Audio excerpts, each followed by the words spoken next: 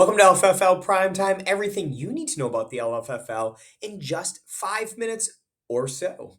We got close to playoff time, so we'll definitely run a little longer today. Let's look at the original league with just two regular season weeks left to play. We have some tight standings made tighter by the results in week 12. Craig beats Bill.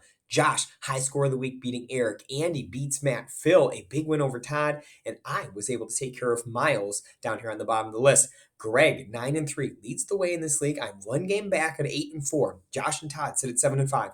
Bill and Matt 6-6 in the final playoff positions. Andy and Eric still holding on to playoff hopes at 5-7. Phil not technically eliminated at 4-8. And Miles at 3-9. Let's look at those playoff situations. Greg and I are certainly in the mix for a bye week.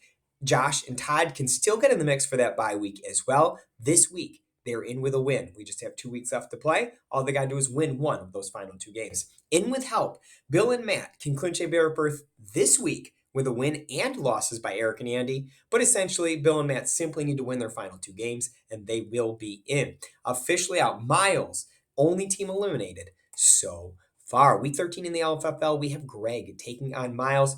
Greg beat Miles in week 1. Greg holds a 4-3 series lead, so it looks like a Greg win. He's 6 games right in the standings. Not so fast. This should be a high-scoring affair. Miles is second in this league in scoring. In spite of being 10th in the standings, he's second in points scored, which is actually higher than Greg on the season. So, can Miles put up a fight?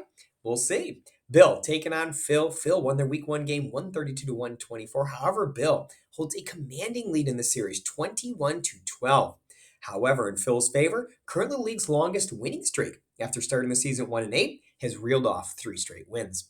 Josh taking on Andy in this one. Andy with the week 2 win, 202-151, and holds the 22-17 series lead. But as I always say when I'm talking about Josh, has the league high score last week, still maintains a sizable margin as the top scoring team in this league. Eric taking on myself. This is a rematch of Super Bowl 11 and 20, both wins by me, and I do hold a 36-14 lead in this series. And speaking of the class of 96, our primetime matchup comes straight out of the halls of Hilton High. Todd taking on Matt. Both teams inside the playoff line right now, so it should be a good affair. This is actually a rematch of the first ever Super Bowl. As you'll recall, in the 1991 and 1992 seasons, we simply had the best record at the end of the year, was your champion. We decided to take it to next level in 1993. Put a Super Bowl in place. Todd won that game 166-166 behind some guy named Emmitt Smith. You might have heard of him. Matt got a measure of revenge when he captured the Super Bowl 5 by a score of 113-85. Todd beat Matt in week 2, 109-104, and does have a 37-34 series lead, including 9 straight wins over Matt. Obviously, a lot of that information points to a Todd win this week, but Fantrax actually has Matt as a favorite right now, 133-126. LFFL2, your winners were Phil, Greg, Andy beating Bill in an upset, Todd, and Eric. Eric's win over me moved him to 9-3, and with Bill's loss, moved him a game clear of the field. Phil and Bill sit just one game back at 8-4, but if you look ahead to week 13, they're playing each other. So one of these teams is definitely going to lose this week. I'm in fourth at 7-5. Miles and the Merrills at 6-6. Sean at 5-7. Greg at 4-8 with Todd, and Andy at 3-9. Look at you, week 13. Eric taking on an undermanned Greg team right now. If Eric can get that win, and then as I told you, swing this Phil Bill game in a way, whatever way he feels like he wants it to go, Eric could have a real strong lead in this league. Andy taking on Sean, Miles taking on Todd, and the Merrills taking on myself. So again, myself and the Merrills is guaranteed to lose this week. Eric could have a real stranglehold on this thing by week's end. Week 12 in the LFFL3, Sean, Bill, Nate, Miles, Eric, and Greg, your winners over here. Sean and Bill sit atop this league at 9-3. Phil and Nick at 8-4. Greg and Matt Merrill at 7-5, occupying the final 2 playoff positions here. Miles at 6-6, a game out of the playoffs. Matt, Brennan, and Nate need some serious help to make the playoffs at 5-7. Andy, myself, and Todd all out of the running over here. Week 13, Sean takes on Eric in a bye week implication type of game right here. Bill taking on Greg. Phil taking on Miles. Matt Merrill taking on Nate. Matt Brennan taking on Andy. And Todd and I play to see who is the losery of losers in this game. Playoffs. Sean and Bill, congratulations. In the mix over here. In with a win. Phil and Eric just need to win one of the final 2 games to be playoff participants.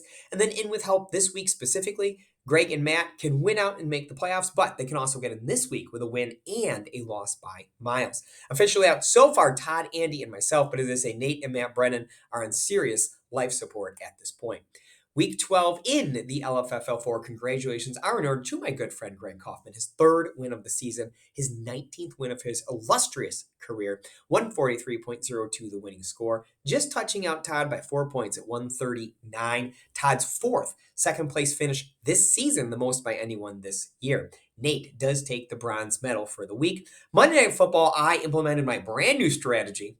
My strategy basically figure out who I'm playing in my weekly leagues. Who do I need to do poorly?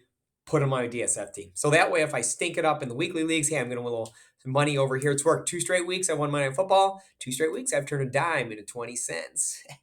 Who's rich?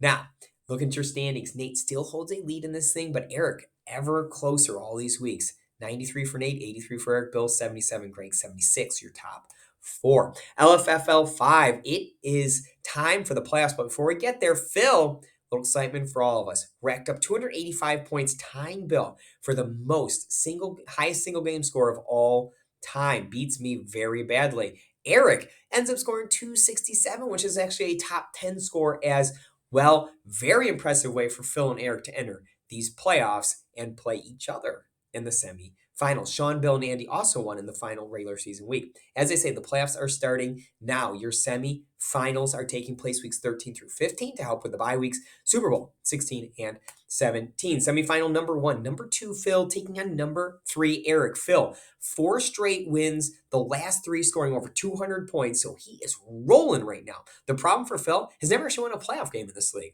0-2 record in his first 2 playoff trips out in the semifinal round. Eric is your defending champion, however, comes in struggling a bit. Lost 3 of his last 4 until he dropped 267 on us last week. Does have a career 2-2 playoff record. Has lost his first 2 semifinal games before winning the whole thing last year. Your other semifinal, number 1, Casey versus number 4, Greg. Greg was your runner-up last year, but he has lost 3 of his last 4 games just like Eric. However, this is a man who has been in the playoffs all 4 years of this league. He has won his semifinal game all 4 years. That's right. He has been to the Super Bowl. Every year this league has been played, Greg has been in the Super Bowl. Is this year he doesn't make it? Well, I stand a decent chance here. Won 7 of my last 8 games, leading score on the season. I personally have a 4-1 record in the playoffs in this league history. I missed out last year, but in the first 3 seasons racked up a 4-1 record. So, should be a good game. Wait a minute. Greg and me in this league, Greg and me in another league coming up. 49ers, Dolphins. Oh my gosh, it's like the 1990s all over again. I absolutely love it. LFFL 6, no big changes here. Top 5 remains the same. Minor changing in the math, but not much. Greg still about a point lead over Matt Merrill. Eric sits in third, about a point behind Matt.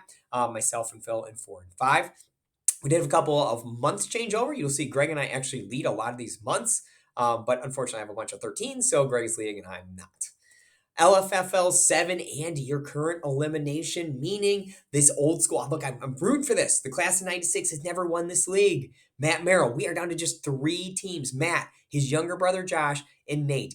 Josh crushes this league every single year. Josh has the most survivals in this league by like tons. Excellent work by Josh. Nate's still in the mix as well, but look at Obi-Wan Kenobi. Obi-Wan Merrill, you're our only hope.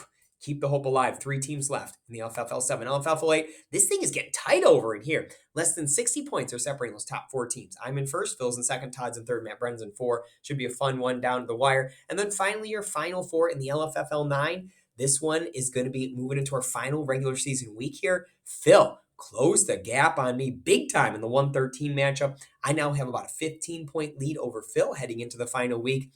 I had gotten real close to Greg after Sunday, but man, he pulled away from me last night. Greg, now with about a 50-point lead over me, heading into the final week over here. Could we have a 1 versus 2 matchup, or do we have an upset in the making? We shall see this week.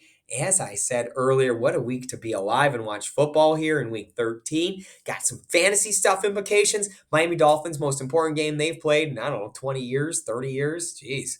Awesome stuff. I can't wait for week 13. Hope you all have a great week. Hope you all are very successful in all your endeavors. We'll talk to you next week.